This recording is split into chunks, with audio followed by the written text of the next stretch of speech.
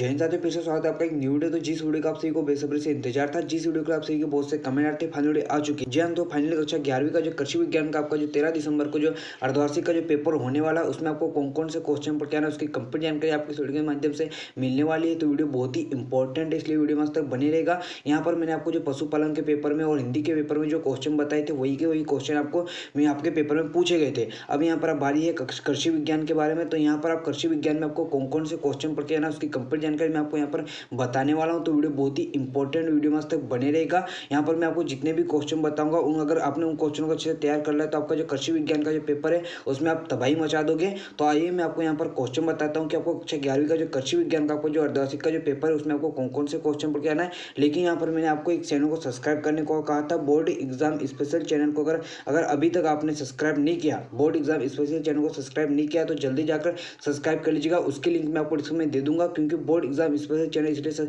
Important है क्योंकि आपको जो बोर्ड एग्जाम की जो तैयारी वो आपको उस चैनल के माध्यम से करवाई जाएगी। और जो आपका जो कृषि विज्ञान का जो पेपर है, इससे अगर रिलेटेड कुछ जानकारी आती है तो आपको शॉर्ट वीडियो उस पर मिल जाएगी। तो अगर अभी तक आपने बोर्ड एग्जाम से चैनल को सब्सक्राइब नहीं किया तो जरूर सब्सक्राइब कीजिएगा, लिंक आपको इसमें मिल जाएगी। तो आइए यहाँ पर मैं आपको क्वेश्चन बताना शुरू करता हूँ कि आपको यहाँ पर कृषि विज्ञान के लिए कौन कौन से क्वेश्चन पढ़ना है। तो वीडियो में आगे बढ़ने से पहले अगर अभी तक आपने वीडियो को लाइक नहीं किया तो वीडियो को लाइक कर दीजिएगा, और वीडियो को शेयर नहीं किया तो शेयर कर दीजिए, जिससे आपका दोस्त वीडियो को देख सके और अपने पेपर की तैयारी कर सके।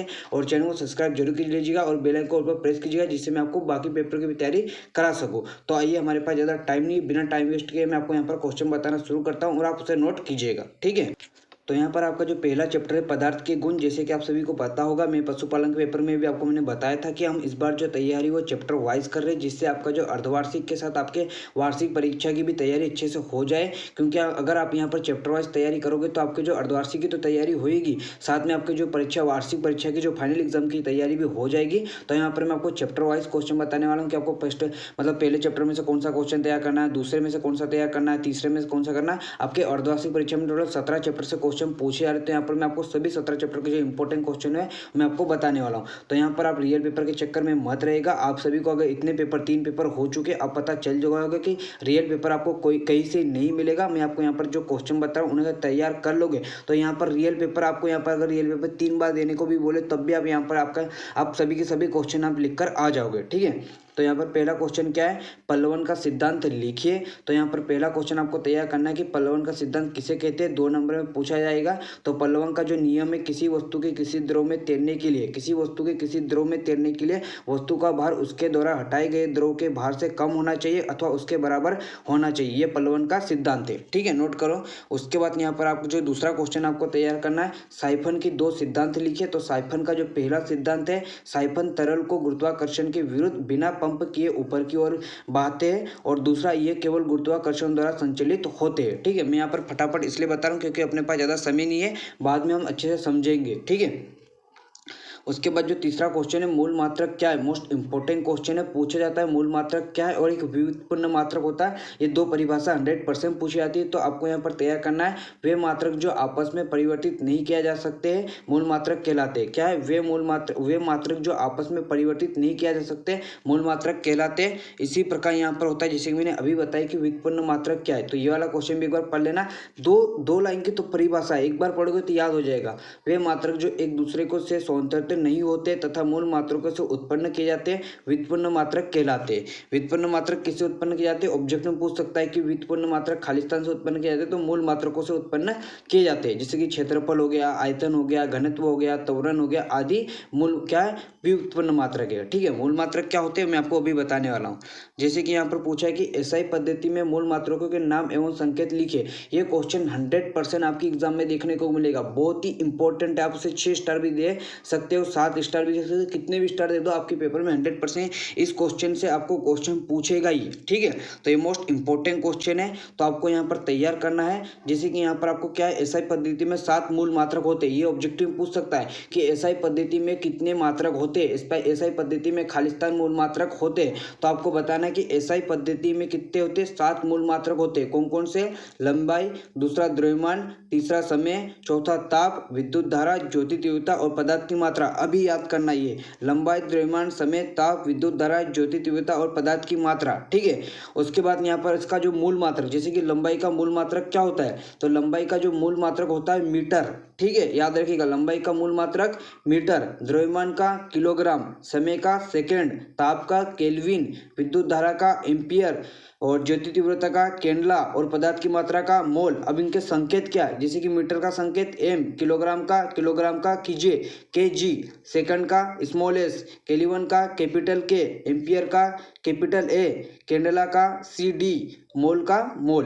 ठीक है, तो ये 100% ये आपके एग्जाम में देखने को मिलेगा। ये क्वेश्चन आप जरूर तैयार कीजिएगा। अब ये हो सकता है कि पूरे आपको पूछे कि लंबा जो एसआई पद्धति की जो 7 मूल मात्रक है वो बताइए, या आपको कोई 3 मात्रक दे देगा, जैसे लंबाई, द्रव्यमान, समय दे दिया और पूछे इसका मूल मात्रक और संकेत लिखिए, या यूं कहे कि लास्ट के 3 दे दिए, या इन 7 में से कोई 3 देकर आपको बोलेगा इनका मात्रक बताओ और उनका क्या है संकेत बताओ। तो ये वाला क्वेश्चन से 100% आपके एग्जाम में 2 नंबर का क्वेश्चन देखने का मिलेगा। और ऑब्जेक्टिव की बात तो मैं कर ही नहीं रहा। ठीक है, ऑब्जेक्टिव में तो 100% मिलेगा ही, साथ में आपको ये 2 नंबर का अभी मतलब यहाँ पर इसका स्क्रीनशॉट ले लो, इसे तैयार कर लो, 2 अंक पक्के हैं। ठीक है, उसके बाद जो नेक्स्ट क्वेश्चन तैयार करना है, मापन के मात्रकों की कितनी 3 विशेषताएं, 3 नंबर का क्वेश्चन है, तो तैयार कर लीजिएगा। यहाँ पर बताया गया है, अभी अपने पास ज़्यादा समय नहीं कि मैं आपको यहाँ पर समझाऊं, तो आप इसका स्क्रीनशॉट लेना चाहते हो स्क्रीनशॉट ले लीजिए। ठीक है, उसके बाद आपको यहाँ पर घनत्व एवं अपेक्षित घनत्व की परिभाषा सूत्र सहित लिखे। यहाँ पर मैं आपको जितने क्वेश्चन बता रहा हूँ वो तो पढ़ना ही है, लेकिन जिस क्वेश्चन में ज़्यादा जोर दे रहा हूँ और जो मैं बता रहा हूँ कि ये मोस्ट इंपॉर्टेंट है वो तैयार करना ही है।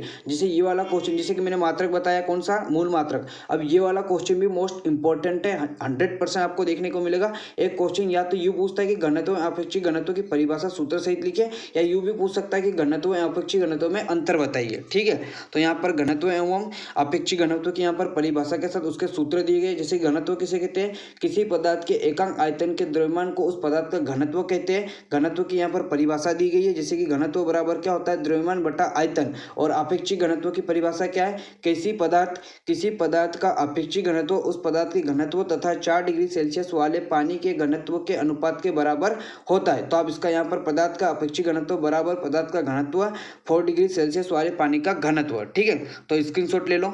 उसके बाद आपको यहाँ पर साइफन की 2 शर्तें लिखिए। साइफन का सिद्धांत मैं पहले बता चुका हूँ। आज साइफन की 2 शर्तें 2 नंबर में पूछ सकता है, तो इसे भी तैयार कर लीजिएगा। ठीक है, क्या है, साइफन वायु दाब के सिद्धांत पर कार्य करता है। ऑब्जेक्टिव में पूछ सकता है कि साइफन किसके सिद्धांत पर कार्य करता है, तो वायु दाब के सिद्धांत पर कार्य करता है। और जिस बर्तन में द्रव से निकालना है उसमें द्रव का तल दूसरे बर्तन के तल से ऊंचा होना चाहिए। यदि दोनों बर्तनों में द्रव का तल समान है तो साइफन कार्य नहीं करेगा। ठीक है, उसके बाद प्रश्न 9, पल्लवन का सिद्धांत पहले ही बता चुका हूं, और पल्लवन का नियम क्या होता है ये आप यहां पर पढ़ लीजिएगा, स्क्रीनशॉट ले लो। उसके बाद प्रश्न 10, जैसे कि अभी मैंने आपको घनत्व अपेक्षित घनत्व का जो सूत्र और परिभाषा बताई थी, वैसे मैंने आपको कहा था कि घनत्व अपेक्षित घनत्व में अंतर आपको पूछ सकता है, तो इसका अंतर आप तैयार कर लीजिएगा। बहुत ही सरल है, 2 नंबर का क्वेश्चन है। किसी पदार्थ के, अभी यहाँ पर परिभाषा ये तो मैंने पढ़ के बता दी थी, एक घनत्व का मात्रक होता है और अपेक्षित घनत्व का मात्रक नहीं होता है। बस यही इतना रखना है कि घनत्व का जो मात्रक होता है, घनत्व का मात्रक होता है। अब फटाफट यहाँ पर कमेंट करके बताओ कि घनत्व का मात्रक क्या होता है। ठीक है, फटाफट यहाँ पर कमेंट करके बताओ। और फिर ये 3 और 4, मतलब यहाँ पर ऐसे तो 2 अंतर याद करोगे भी तो अच्छी बात है, 2 और कर लो। ठीक है, उसके बाद आपको यहाँ पर साधारण बैरोमीटर तथा 14 बैरोमीटर में अंतर याद करना है। यहाँ पर 5 अंतर बता रहा हूँ, उसमें से जो 2 अच्छे लगे वो तैयार कर लीजिएगा।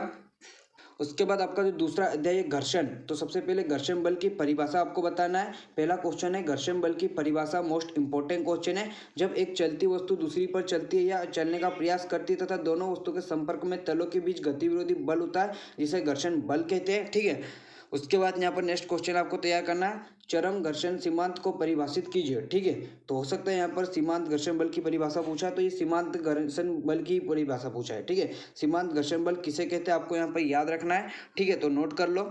उसके बाद जो प्रश्न 3 क्या है, मोस्ट इंपॉर्टेंट क्वेश्चन है, जरूर पूछेगा।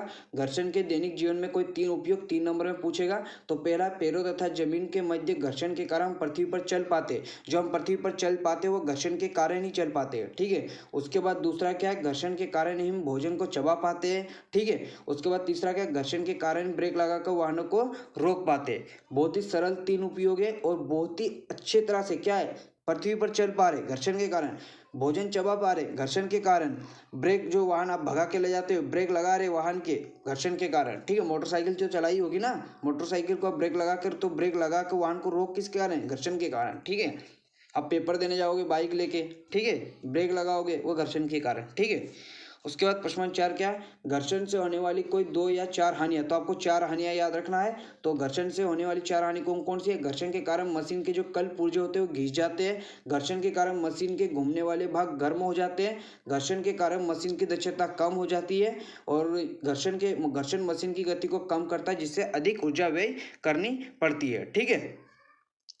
पांचवा क्या, घर्षण कम करने के प्रमुख उपाय लिखे। तो यहाँ पर घर्षण के कम मतलब घर्षण को कैसे कम कर सकते हैं उसके उपाय बताए गए थे, जैसे कि सतहों को चिकना बनाकर, स्नेह के जैसे ग्रीस तेल आदि का प्रयोग करके, बॉल बेरिंग का प्रयोग करके सर्पी घर्षण को लुटनी घर्षण में बदला। तो यहाँ पर 4 बताया जा रहा है, नोट कर लीजिए, ठीक है। उसके बाद आपको यहाँ पर जो नेक्स्ट क्वेश्चन तैयार करना है, घर्षण बढ़ाने के 4 उपाय लिखिए। तो यहाँ पर बताया गया, आप इसे नोट कर सकते हो, ठीक है। उसके बाद 7वां क्या है, स्थितिक घर्षण, गतिक घर्षण, विसर्पी घर्षण और लोटनी घर्षण किसे कहते हैं? मोस्ट इंपॉर्टेंट क्वेश्चन है, जरूर आपके एग्जाम में पूछेगा, ये कोई भी 2 तो जरूर पूछेगा, ठीक है। तो आपको तैयार करना है ये। उसके बाद सर्पी घर्षण तथा बेलन घर्षण में 4 अंतर लिखिए। तो ये 4 नंबर का क्वेश्चन है, तैयार कर लीजिएगा। सर्पी घर्षण, बेलन घर्षण या लोटनी घर्षण में आपको अंतर पूछ सकता है। तो जैसे कि सर्पी घर्षण, जब एक वस्तु दूसरी वस्तु पर खिसकती है तो दोनों वस्तु, तो आप पढ़ लीजिएगा, अभी मैं पढ़ने लग जाऊंगा तो वीडियो की लेंथ तो बहुत ज़्यादा हो जाएगी। 17 चैप्टर आपको बताना है, ठीक है, ज़्यादा समय भी नहीं है, ठीक है। उसके बाद अध्याय 3 आपका है, अध्याय 3 सरल यंत्र। उसमें जो पहला क्वेश्चन तैयार करना है, सरल मशीन के प्रकार के नाम और कोई नाम लिखे, कोई 4। तो सरल मशीन की परिभाषा क्या होती है? मशीन एक ऐसा साधन है जिसके द्वारा उसके किसी एक बिंदु पर कार्य करने वाला बल लगाकर उसका प्रभाव किसी दूसरे बिंदु पर दूसरी दिशा में पैदा करके कुछ कार्य किया जाता है। सरल मशीन 6 प्रकार की होती है, उत्तोलक जिसे लीवर भी कहते हैं, नत समतल, पेंच, पचड़, गिरनी और पहिया या दूरी, ठीक है। तो नोट करो। उसके बाद आपको यहाँ पर यांत्रिक लाभ, वेग अनुपात तथा मशीन की दक्षता की परिभाषा देना है, ठीक है। सूत्र भी साथ में याद करना है। तो यांत्रिक लाभ किसे कहते हैं यहाँ पर बताया गया है, ठीक है। वेग अनुपात भी बताया गया है और दक्षता की भी परिभाषा दी गई है। तो फटाफट स्क्रीनशॉट ले लो, ठीक है। उसके बाद यहाँ पर आपको उत्तोलक की परिभाषा लिखिए तथा उत्तोलक के प्रत्येक के 2 उदाहरण लिखिए। मोस्ट इंपॉर्टेंट क्वेश्चन है, इस क्वेश्चन को तो जरूर तैयार कीजिएगा। उत्तोलक यहाँ किसी भी आकृति के सुदृढ़ छड़ होती है जो इस स्थिति किसी एक बिंदु के पार घूम सकती है, इस बिंदु को आलम कहते हैं। और इसके प्रकार लिखिए, प्रथम वर्ग का उत्तोलक, द्वितीय वर्ग का उत्तोलक और क्या है, तृतीय वर्ग का उत्तोलक। यहाँ पर जो उदाहरण है उस पर ज़्यादा जोर दीजिएगा, जैसे तराजू हो गया, कैंची, सीसा, ढेकली, ब्लास, भौतिक तुला और सरोता, हाथ की ठेला गाड़ी, नाव की पतवार आदि, चिमटा, मानवीय भुजा का अग्रभाग। तो यहाँ पर पूछा जा सकता है, जैसे कि चिमटा, उसे पूछा सकता है कि चिमटा किस वर्ग का उत्तोलक है, तो ये तृतीय वर्ग का। या यूँ पूछे कि सरोता द्वितीय वर्ग का उत्तोलक, पूछ सकता है कि कैंची या सीसा या भौतिक तुला किसके, तो प्रथम वर्ग का उत्तोलक। तो आपको इनको तैयार करना है, ठीक है। उसके बाद यहाँ पर इसका चित्र भी दिया गया है, प्रथम वर्ग उत्तोलक, द्वितीय वर्ग उत्तोलक और तृतीय उत्तोलक, ठीक है, याद कर लीजिए। उसके बाद आपको यहाँ पे स्थिर घिरनी तथा चलनशील घिरनी में आपको अंतर याद करना है। कितने? 4 अंतर याद करना है। तो फटाफट आप यहाँ पर अंतर देख लीजिए फटाफट इनका। जैसे स्थिर घिरना, इसका जो घुटका स्थिर होता है, इसका घुटका स्थिर नहीं रहता, एक दूसरे के विपरीत ही याद रख लीजिएगा, ठीक है। जैसे कि इसमें यांत्रिक लाभ 1 से कम होता है, इसमें यांत्रिक लाभ 1 स्थिर घिरनी से दुगना होता है, ठीक है। तो याद रखिएगा, ये याद रखिएगा कि इसका जो वेग अनुपात होता है 1 होता है, इसका वेग अनुपात का मान 2 होता है, ठीक है। याद रखिए, ऑब्जेक्टिव में पूछ सकते हैं कभी।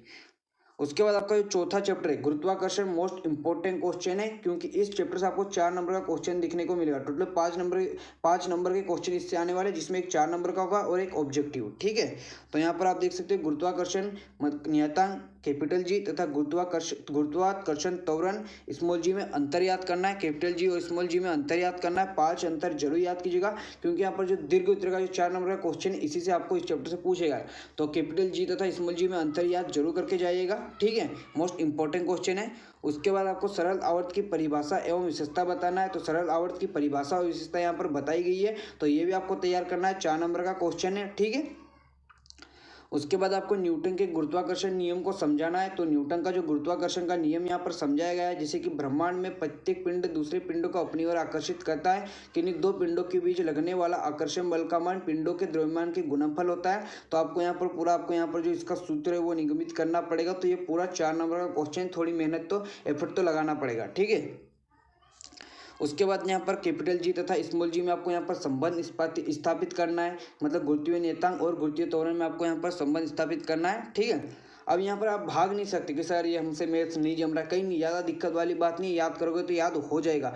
समझो रटो कुछ भी करो लेकिन क्वेश्चन तैयार करो, ठीक है। अब मैं यही बोल सकता हूँ आपसे, ठीक है। समझाऊंगा मैं पेपर अर्धवार्षिक के पेपर बाद में आपको अच्छे से समझाऊंगा कि आप किस प्रकार तैयार कर सकते हो। अभी ज़्यादा समय नहीं कि मैं आपको यहाँ पर समझाऊँ, अगर समझाने बैठूंगा तो आधे घंटे में एक ही क्वेश्चन आपको बता पाऊंगा, ठीक है।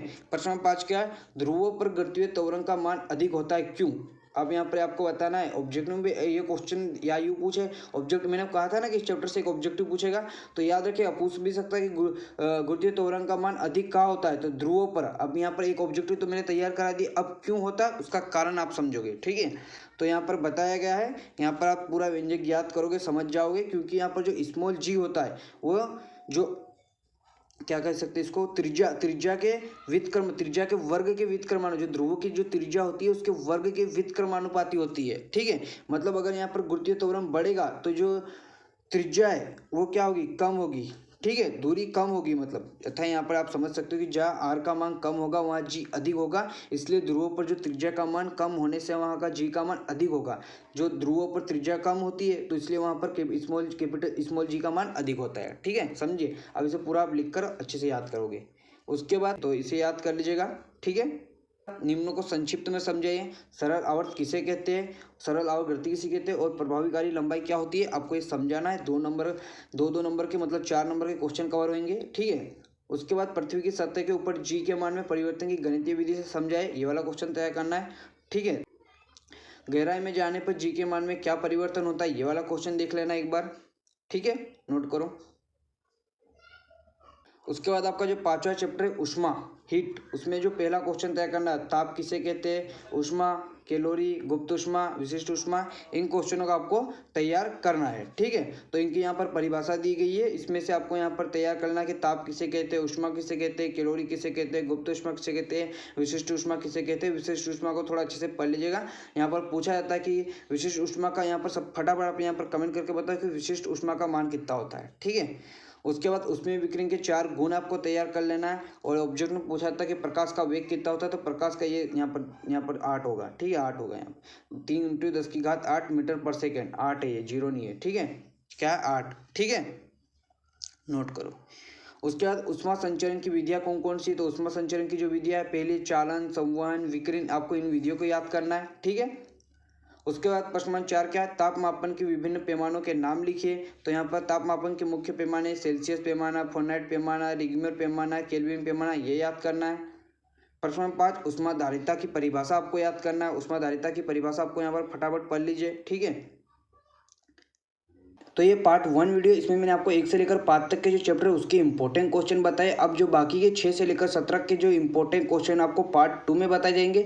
तो अगर अभी तक आपने चैनल को सब्सक्राइब नहीं किया तो चैनल को सब्सक्राइब कर लीजिएगा। और यहाँ पर मैंने आपको 1 से लेकर 17 तक के जो इंपॉर्टेंट क्वेश्चन है उसकी जो कंप्लीट क्वेश्चन की जो कंप्लीट वीडियो है हमारे second channel board exam special channel को अभी तक अगर आपने सब्सक्राइब नहीं किया है तो जरूर सब्सक्राइब कीजिएगा, क्योंकि उस पर यहाँ पर आप सभी के लिए मोस्ट इंपॉर्टेंट एक वीडियो आने वाली है। तो आप बोर्ड एग्जाम स्पेशल चैनल को सब्सक्राइब जरूर कीजिएगा। उसकी लिंक मैंने आपको डिस्क्रिप्शन में दे दी है, कमेंट बॉक्स में दे दी है। आपको यहाँ पर मैं शुरू से बोर्ड एग्जाम स्पेशल चैनल को सब्सक्राइब करने के लिए इसलिए कह रहा हूँ क्योंकि वो चैनल बहुत ही इंपॉर्टेंट है। आपको अर्धवार्षिक के लिए भी एक वीडियो, बहुत इंपॉर्टेंट वीडियो अभी थोड़ी देर बाद आने वाली है। तो अगर अभी तक आपने बोर्ड एग्जाम स्पेशल चैनल को सब्सक्राइब नहीं किया तो जरूर सब्सक्राइब कर लीजिएगा। उसकी लिंक मैं आपको डिस्क्रिप्शन में दे दूंगा। और ये पार्ट 1 वीडियो, इसमें मैंने आपको 1 से लेकर 5 तक के जो इंपॉर्टेंट क्वेश्चन है वो बताए। अब बाकी के आपके 6 से 17 तक के जो इंपॉर्टेंट क्वेश्चन आपको पार्ट 2 में बताए जाएंगे। तो अगर अभी तक आपने चैनल को सब्सक्राइब नहीं किया तो चैनल को सब्सक्राइब कर लीजिएगा, जिससे मैं आपको पार्ट 2 भी, अब जिससे आप पार्ट 2 वीडियो भी देख सके, ठीक है। और यहाँ पर इसका अगर आप पीडीएफ डाउनलोड करना चाहते हो तो आप टेलीग्राम चैनल रूपेश क्लास पर जाकर डाउनलोड कर सकते हो। जहाँ तो इसका जो पीडीएफ आपको टेलीग्राम चैनल पर मिल जाएगा, तो आप टेलीग्राम पर जाइए, इसका जो पीडीएफ वो डाउनलोड कर सकते हो। इसके अलावा कोई डाउट या क्वेश्चन है तो मैं इंस्टाग्राम पर आकर डीएम कर सकते हो। इंस्टाग्राम की लिंक भी आपको डिस्क्रिप्शन में मिल जाएगी, तो इंस्टाग्राम पर आते हो तो फॉलो जरूर कर लीजिएगा, क्योंकि वहाँ पर मैं आपको डेली क्यूज के माध्यम से आपके जो ऑब्जेक्टिव क्वेश्चन की वो तैयारी कराते रहता हूँ। तो आप टेलीग्राम चैनल को और इंस्टाग्राम को ज्वाइन जरूर कर लीजिएगा, ठीक है। अगर अभी तक आपने इस वीडियो को लाइक नहीं किया तो वीडियो को लाइक कर लीजिएगा, चैनल को सब्सक्राइब करके बेल आइकन को ऑल पर प्रेस कर लीजिएगा, जिससे आप बाकी वीडियो भी देख सके। तो मिलते वीडियो में, जय हिंद।